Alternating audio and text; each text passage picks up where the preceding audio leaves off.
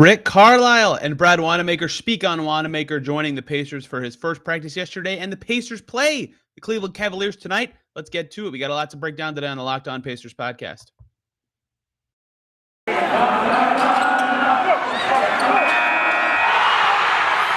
You are Locked On Pacers, your daily Indiana Pacers podcast, part of the Locked On Podcast Network, your team every day.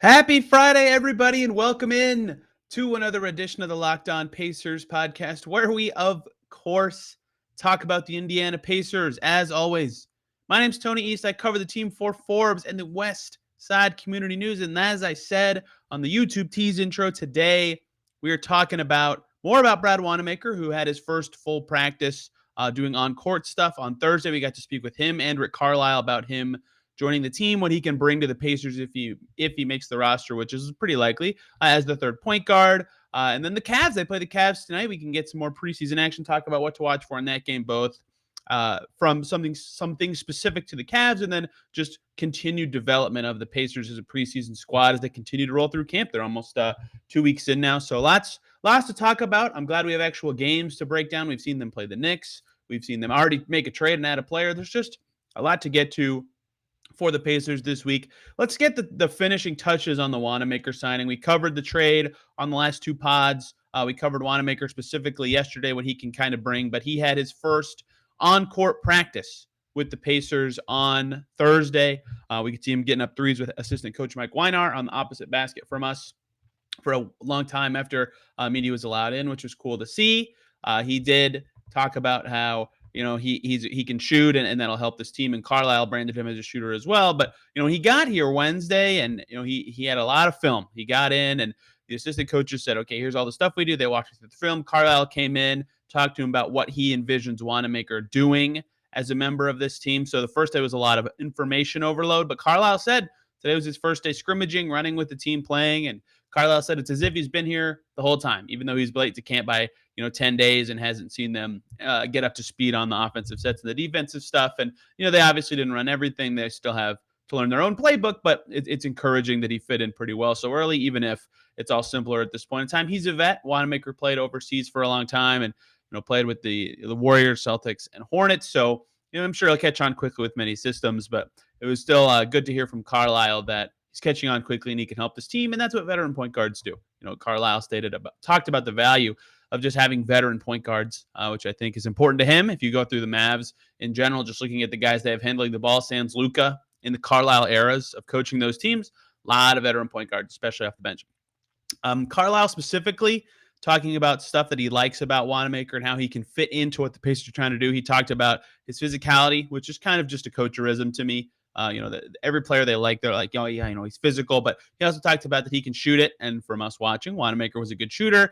His percentages with the Boston Celtics, his first two seasons in the league were really good. Last year, not so much. Remember, I talk about this a lot when I talk about evaluating college basketball prospects, but guys who are really good at free throws, that tends to translate to three-pointers. And Wanamaker has been excellent from the free throw line in his career. He led the league in three-point percentage in 2018-19 with Boston. So I would expect him to be a better three-point shooter than he was last season. So I agree with Carlisle's assessment that he can be a good shooter for this team. He also mentioned his cutting and defense as things that can help the Pacers out. The cutting was an interesting one to hear about, but if you kind of go back and look at what Wanamaker has done position-wise throughout his career, right? He's been a point guard. You could call him that. He was kind of a backup one for the Warriors and Hornets last year, but he also played off-ball guard quite a bit next to Curry, next to LaMelo, next to whoever, Rozier. Like, they can both be combo guards for Charlotte, and in Boston, he was often kind of an off and on-ball guard as well. So the cutting could be interesting and valuable if his shot's not falling, and they need to plug him in as a two for some reason, injuries, trades, whatever, where he needs to play next to McConnell for some reason as a second unit two guard or something.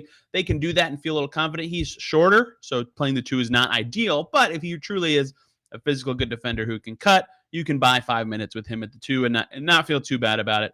And Carlisle also mentioned at the end, they're trying to work him in now without overloading him. And you can imagine that's pretty hard. He's 10 days. And that's maybe not exactly the right number of days of practices, but he's 10 days of time behind the other guys in terms of learning the scheme, getting comfortable with those teammates, getting comfortable with being a part of the Pacers under Carlisle and this new coaching staff. So he's got to catch up. He has to get familiar, but if it's too much info in one day, that can be too much. You can forget something, you can confuse things. That's not what they want to do. So they're trying to ease him in at the appropriate speed so that he can, know what he's doing, but not be in too much. And we'll see what's going to happen. Wanamaker himself tipped that he should be able to play against the Cavs. We'll talk about that later on the show, but we'll see how much he knows and is able to do, and how much overload, air quotes, if any, is truly true for him. And then he spoke himself. We got to talk to Wanamaker on his first day of practice, which, speaking of overload, I feel bad that he had to deal with us on his first day, but of course we want to talk to him. He mentioned that he came here trying, an opportunity to make the team was very appealing to him in terms of his summer of getting on a roster. And so that was appealing to him about Indiana, that he could come here, compete to try to make the team. He thinks, after, like I said, he sat in Wednesday for a lot of film and learning how this team plays and how he can fit in with what this team does and how Carlisle wants the offense to go. He said he thinks he can fit in well with that stuff.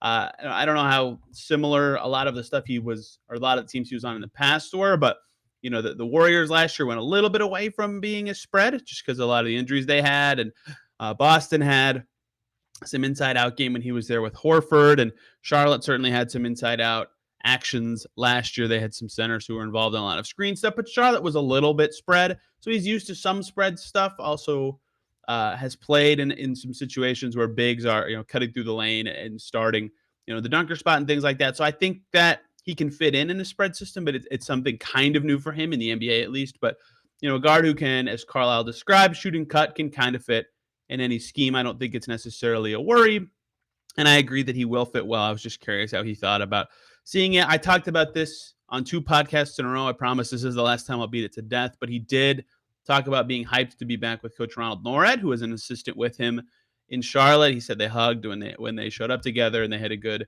relationship in Charlotte. They will continue to do so here. And unprompted, he did say that their relationship has grown since that Pitt Butler game I talked about yesterday. They played against each other in the NCAA tournament in 2011, an absolutely wild Butler basketball win. Norred played for Butler then.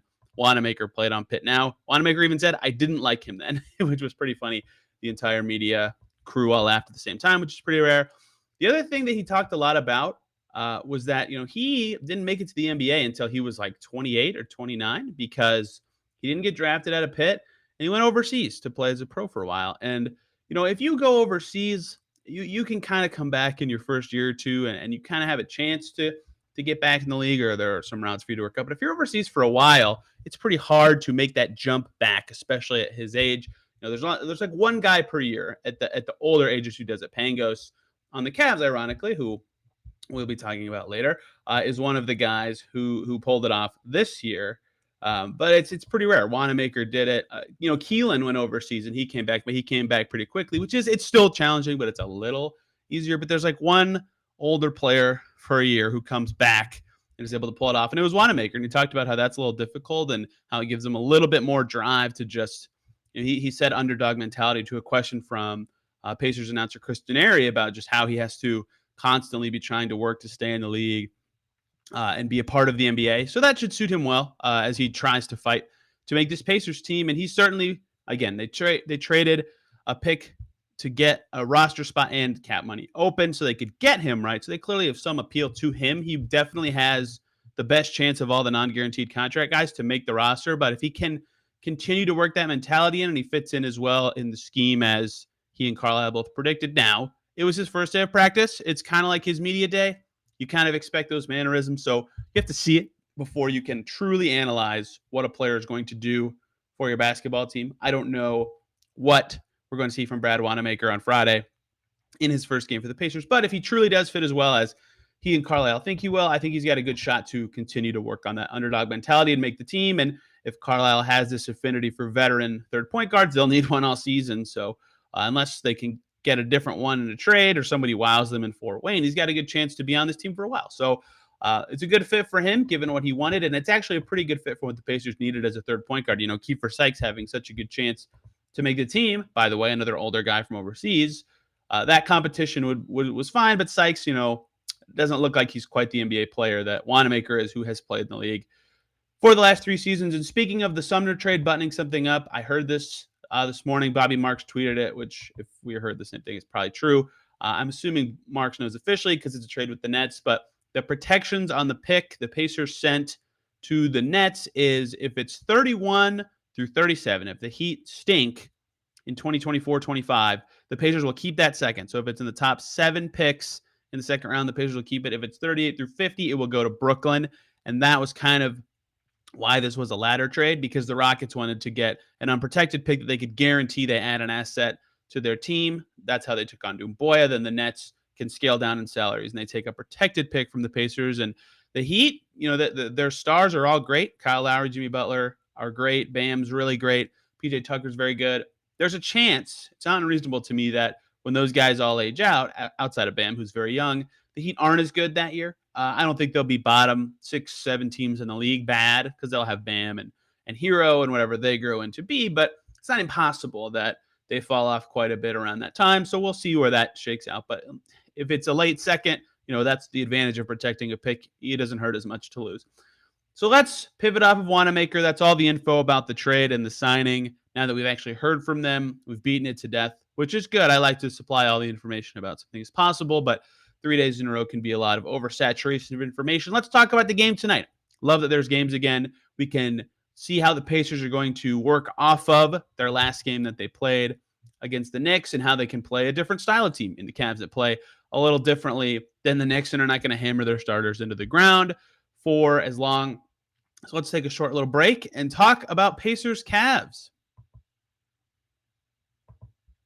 But first, let me talk about the great folks over at Sleeper, because in 2018, the fantasy sports guys over at Sleeper were like, fantasy basketball is broken, especially on ESPN, where games are being won and lost, where that's where I played, based on whose players had more scheduled games that week. It was stupid. It was really annoying that, if you had a couple guys who played 4 or 5 even games in a week, they were more valuable than superstars who only had 3 games in a week. That doesn't make sense for fantasy basketball. Sleeper said, screw that. Let's make it better. They released a brand new way of playing fantasy basketball called Game Pick, and it's only available on Sleeper. In Game Pick, owners pick a single game per week for each starter to count towards their team's score, ensuring an even number of games played between opponents. The days of losing because your opponent simply had more scheduled games to play that week are over. Mindless busy work, no more. Giving up halfway through the season because of all that busy work, it's all done. With Game Picks, you just pick 1 game per week for each player based on their matchups, if it's home and away, how good the opponent's defense is, pace of play, all that stuff.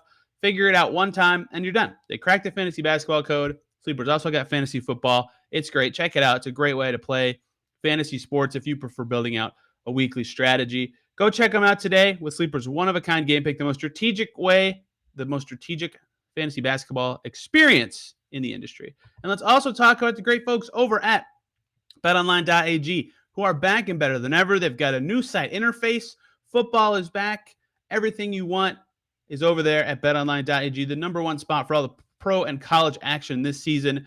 With the new updated site, they've got more odds, more props, more contests. It's the number one source for everything football. Head over to that website, betonline.ag today, or use your mobile device. You can sign up today. You'll receive a 50% welcome bonus with your first deposit if you sign up with the promo code LOCKEDON. All one word. Do not forget that promo code LOCKEDON.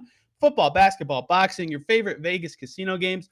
Don't wait to take advantage of all the amazing offers they've got over at betonline.ag, the fastest and easiest way to bet on all your favorite sports. Bet online, where the game starts. Thank you for making Locked On Pacers your first listen today. I hope that I am supplying you with all the information you need about this team and the games they have coming up. Tonight, they play the Cavs in Cleveland, their final road game of the preseason before they come back home for their first games ever in Gainbridge Fieldhouse. Not the actual Fieldhouse itself, but just the renamed Gainbridge Fieldhouse. They kick off their final road game in Cleveland tonight against the Cavaliers, who they did very well against in the regular season last year. The Cavs tweaked their roster, got some high picks. They're a different team now.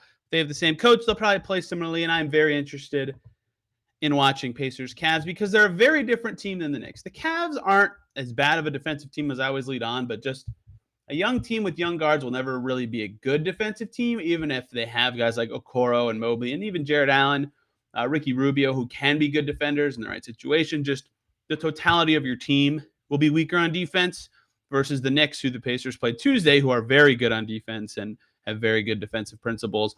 Although I will say the Cavs defense has looked a little better in the preseason. They just played the Hawks a few days ago, only conceded 96 points in a win, though Trae Young did not play in that game. But their defense has looked better in the preseason. Their offense has not looked good. They have not scored 100 points in either of their games so far in the preseason. So that is something to monitor this season. That's what I want to talk about first for Pacers Cavs, is that the Cavs offense hasn't looked quite so good. Like I just said, sub 100 points in both games.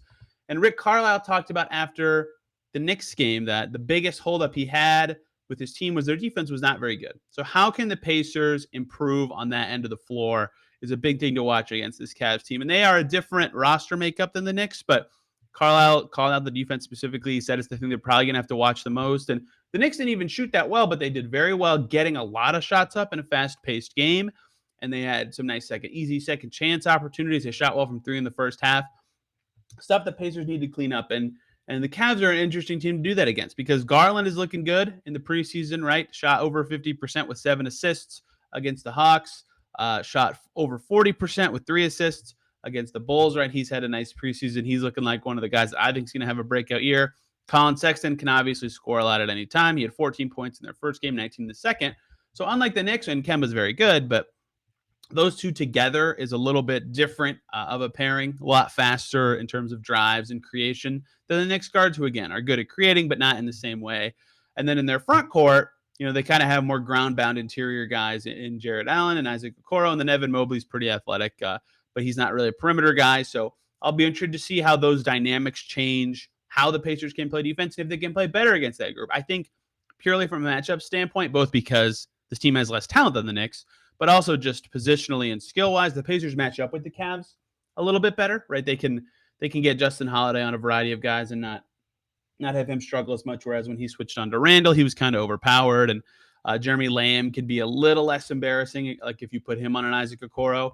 I don't know that they're going to do that, but that's just an option. So I think that there's ways the Pacers can match up better with the starting 5 against the Cavs, and then their bench has a lot of guys who are talented but kind of lack some skills or another, or they're Kevin Love, who you never know what you're going to get from him. So from the Cavs offense, it's kind of, you don't know what to expect. It could be really good. Sexton, when he's on, is awesome. Garland, I like quite a bit. Jarrett Allen's a good role man. So it could be quite the test for the Pacers stylistically. They'll play differently than the Knicks for sure, but they're also just a worse team. So if the Pacers truly took the message of what Carlisle was beating into them defensively after their Knicks game, I don't know. We didn't really get to ask him what they specifically tried to fix, and he hasn't been a coach that tends to talk about specific strategy, but things that they'll improve on. I'll be curious to see what those end up being in this game against Cleveland, That will be the first thing to watch, is how they get better on defense, because that's a big thing for them all season long. They were not as good on defense last year. They were 14th.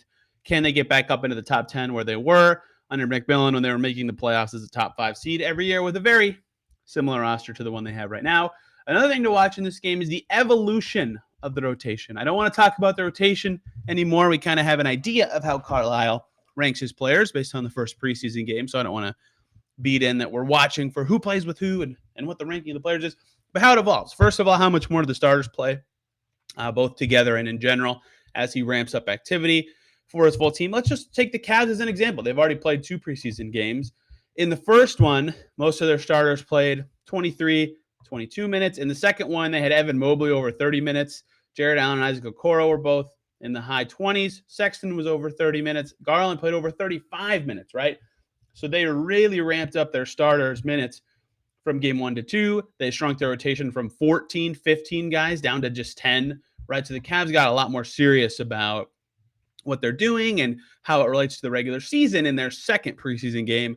It'll be curious to see how much the Pacers do that. And the reason that matters is when they do get kind of serious and only play 10 or 11 guys in a game, we'll kind of know that that's how Rick plans on ranking his guys right now in terms of, top to bottom kind of stuff. So it'll be interesting to see how that shakes out when he does kind of cut the number of guys in the rotation. Sorry, YouTube watchers, that my light went off and I turn it off again. I promise a new light will come eventually that doesn't shut off while I'm talking. So that's something else I want to watch, is the evolution of both the minutes of the starters and the rankings of them. If he does the same order of subs, right? McConnell first, Duarte first. We know those guys are going to play. But, Torrey Craig, Isaiah Jackson, O'Shea, what order those guys check in, what groups they're with is important. Does anyone else get into that echelon of guys? Can Goga get into that echelon of guys? If not, going to have a serious talk about his upcoming season and his value on the external market. It's going to be fascinating to see how that plays out. And then the other thing to watch with those 10 guys specifically is what does change, right? Does Duarte get more minutes with the starters? Does Isaiah Jackson, does his role change a little bit? Does O'Shea Brissett's role change a little bit? And I bring up those guys specifically because we heard at practice on Thursday that Carlisle's trying to get Isaiah Jackson a little bit more burn at the 4. And he played the 4 at Kentucky a little bit, but he's definitely more naturally a 5. Kevin Pritchard, though, has been preaching since the draft. We think he can play 4. We think he can play 4. Rick Carlisle's talked about that he can guard many positions. Some Pacers have called out that he can guard 1 through 5. That's all great. So that means he probably can play the 4 defensively. If he can't shoot, he can do it offensively. 4s don't have to shoot to fit offensively, but it is a little harder if your 5 can't shoot. So if he does play 4, I'll be curious, 1, who the 5 is in those minutes. Maybe that just means the Pacers stick him next to Miles or Domas, but maybe that's their way of trying to get Goga into the main rotation, or at least the guys who play in the meaningful portion of a preseason game. Is, they bring in O'Shea a little later, but they just give Isaiah a burn with a center. And O'Shea, there's a chance he's better than Isaiah this year. He has NBA experience and was good for the Pacers last year. So we'll see how that decision of Carlisle, currently at least it looks like, having Jackson over O'Shea in the rotation shakes out. But I bring up that specifically because we learned Isaiah played the 4 more at practice on Thursday. But other rotation changes are possible. The Duarte one's the big one. What other guys does McConnell play with? How can they get more creation with the second unit? Just the general stuff to think about. So we'll see how this game goes, what happens on that front, and the rotation updates throughout the preseason are always something to watch. We'll break all that changes down, if there's anything dramatic, at least on Monday. Let's take one more break and get to 2 other things I want to look out for in this game specifically. I love that we can talk about actual games, and we will, again, break this down on Monday. But first, let's take one more break. We'll come right back, continue to talk about Pacers Cavs. I got to talk to you guys about the great folks over at Built Bar. I've been doing it for months and months and months and months, and it's for good reason. Everyone who's listened to this podcast who's tried Built Bar absolutely loves them, including me, even though I listen. I'm also the host, but anyway, I don't count, but I love them. They're delicious. What is Built Bar? It's the best tasting protein bars out there. A lot of protein bars, as Nate Duncan says, taste like the inside of a sawmill. That is not the case with Built Bar. They are 100% covered in chocolate, soft and easy to chew, delicious protein bars. I highly recommend you try them. There's a flavor for everybody. They have a very popular mixed box that comes with a lot of their most popular flavors. The double chocolate's really good in there. Cookies and cream is really good in there. But they also have a bunch of other flavors you can get boxes for and try them as well. And not only are they delicious, they're super healthy. 17 to 18 grams of protein, only 130 to 180 calories. You got to try them. They're the official protein bar of the U.S. track and field team. That should tell you all you need to know. Go to Built.com. Use the promo code LOCKED15, 1-5, and you'll get 15% off your order. That promo code is LOCKED15 for 15% off at Built.com. All right, let's wrap up talking about Pacers Cavs. And once again, thank you for making us your first listen of a podcast today. The Cavs, we saw the Pacers destroy them last year, and I can talk a little bit about their D's been better, but what can we see from the Pacers against a worse defensive team? But first, I stopped talking about the transaction, but this is something to watch in the game, is Brad Wanamaker's debut. How does he fit in with this Pacers team? What can he provide them? What does he play in any meaningful portion of the competition, right? Like we saw everybody play for the Pacers in their first preseason game, right? But everyone who played after O'Shea came in, so Keelan Martin, Kiefer Sykes, all the two-way guys, Goga even, all those guys came in and they might make the roster, but they didn't play in the part of the game that makes you think they're going to be in the rotation or they're going to have an impact on a night-to-night basis for the Pacers. So can any of those guys get into the rotation is certainly something to watch. But in terms of Brad Wanamaker, who they just added, can he be above the crew that gets him into the rotation for the season? I really doubt it. I think he's just your emergency point guard who is really helpful if there's injuries, is really helpful to have around in practice, providing advice for younger players. So I doubt he's in the rotation, but how much does he play in this game? Who does he play with? Those are the things to watch. First of all, is where does he rank in the pecking order right now? Because we've been guessing, and by guessing, I mean educated guessing between what we know and the fact that they made a trade to clear a roster spot, that he's got a very good chance to make the team. But if he's the first guy, like after O'Shea, right? If he's the first guy who's out of the rotation but still comes in because it's a preseason game, great. That probably means he's got a really good chance to make the team. That means they rate him very highly, and they wanted to get him lots of minutes in this game. And if he's a little farther back, if he comes in after Kiefer Sykes, even, for example, then we'll learn a little more about how they feel about him. Speaking of Kiefer Sykes, by the way, he has a small ankle sprain, and he is questionable to play in this game, which could actually impact the way you view Wanamaker's minutes. If he's unavailable, then obviously Wanamaker playing, he would be above Kiefer Sykes in the rotation, which makes it a little less fair.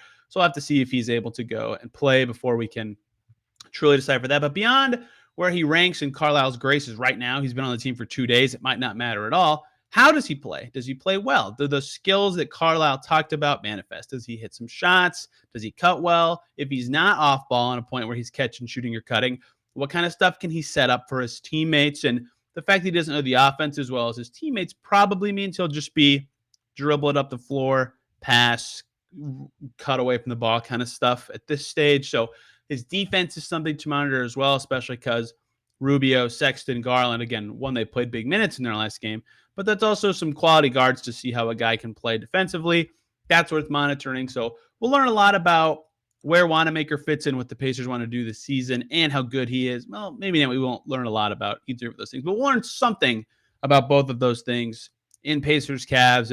And whenever there's a new player who has a chance to make your NBA roster, you're always going to be curious about what they do in their debut. So Wanamaker is something to watch. And the last thing specific to this game that I'm looking out for is, look, I have been a little too critical of the Cavs defense on recent podcasts. Even I'll admit that. But the Bulls just hung 131 on them last week, right? Their defense still has some holes in it. They've got some young guys. So the Pacers played okay on offense, I think, against the Knicks once they went to their deeper bench. They weren't scoring as well, but they were well over 50 at halftime. They were on their way to a 110, 115-esque performance from their rotation guys who will be playing normally. The Cavs are definitely a worse defensive team than the Knicks. So how much better and crisper does the Pacers offense look after a film session with Rick Carlisle, more practices, more time, and against a slightly to substantially worse defensive team? That's something else to monitor. If they, it's preseason, everyone's ironing out their offense. Carlisle's new to this team, whereas Thibodeau and JB Bickerstaff, the coaches of the team the Pacers have played, are holdovers from last year. But if the Pacers offense struggles, don't freak out because he's a new coach. But that is like a little bit of like, why isn't this working against the Cavs? Now it's one game, it's one preseason game. Nothing is sky is falling bad or we're winning the title good in these games, but it is something to watch. How can they do against a worse team on both ends, really? So that's a big one to me. And I thought their offense, again, was pretty good against the Knicks in the competitive portion that actually mattered. A lot of the stuff that we heard would be the case was true, right? They had guys dribbling and pushing in transition all the time. They were hitting it ahead a lot. They were definitely 5 out,